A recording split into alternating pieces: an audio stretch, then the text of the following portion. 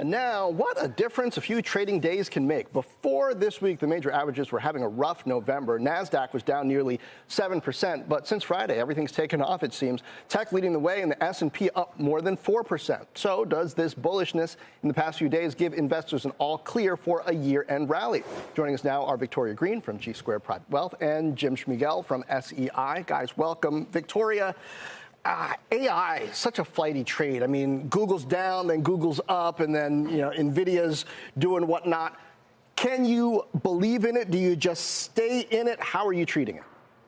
Look, I think that AI is still alive and well in middle innings. So this to me is keep calm, rally on, keep your core tech. I like a lot of the Mag 7. It's good to see Google catch up. Google was asleep at the wheel. Finally, Google is fully awake now. Gemini 3 came out well. This new chip is great, but we need more chips. NVIDIA, I don't think this dethroning a king. It's challenge, it's competition, but there's so much marketplace growth. I think it's good for everybody in this space. We need more chips coming out. We saw Dell talking about an HP. We need more memory chips. All of this bodes well for continued expansion for me in the technology space. I get that multiples are not cheap, but that isn't usually what kills off a bull market. High multiples aren't usually at risk, and I think this could continue to climb because we have so much growth and momentum behind it, and the earnings growth is driving it forward. It's not just we're taking on debt and we're going to have stagnant earnings, and that's going to be a problem. Earnings growth, I see continuing to accelerate exponentially. I might not be Dan Ives bullish, but I'm not sure that's human physically possible to be quite as bullish about tech than Dan Ives, but I am fairly bullish still on the sector. I know actually bovines who are not as bullish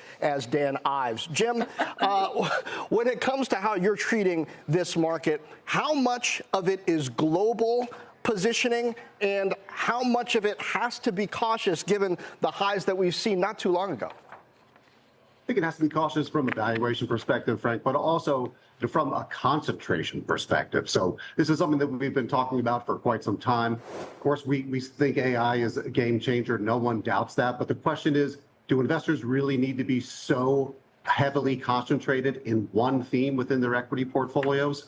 Global investing, which a lot of U.S. investors in particular are still heavily overweight the U.S., even though it's such a massive percentage of the global markets, that makes sense to be adding to the portfolio here. Look, we're neutral risk assets. We're not calling for anything to go off the rails. We think we certainly have an all clear for the next 2 weeks. We have Fed blackouts, no speakers on the horizon. We should all send Fed Governor Williams a pumpkin pie for kicking off this nice little rally between now and the next Fed meeting. But concentration still equals fragility in our minds for the end investor. Diversification is the answer. Go global is our theme into 26. Okay, sounds good. Victoria, you like AI. You think it's intact. What else do you like here? Because this is a market that does, at least into year end, with this rally, seem to be broadening out somewhat. Sure, absolutely. And that's such a good thing because that was the knock on this rally earlier. It's just technology. Nothing else is working. Guess what's worked best here in November? Healthcare has trounced everybody else. Health sector's up about 10%, about 800 bips in front of the next sector. And you're seeing great runs in names like Johnson & Johnson has quietly put together 13 winning days in a row, the longest streak in the company's history, up 9%. You're seeing pharma move nicely. These are all good things. Industrials, financials.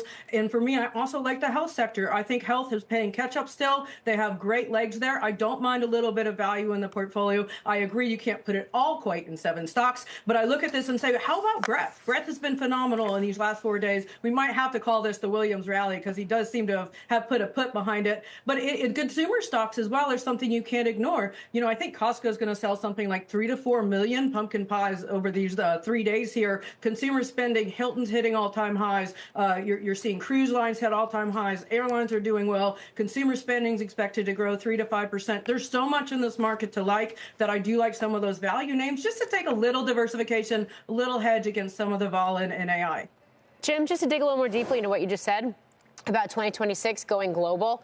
2025 was very much a global bull market. So how do you play that going into 2026?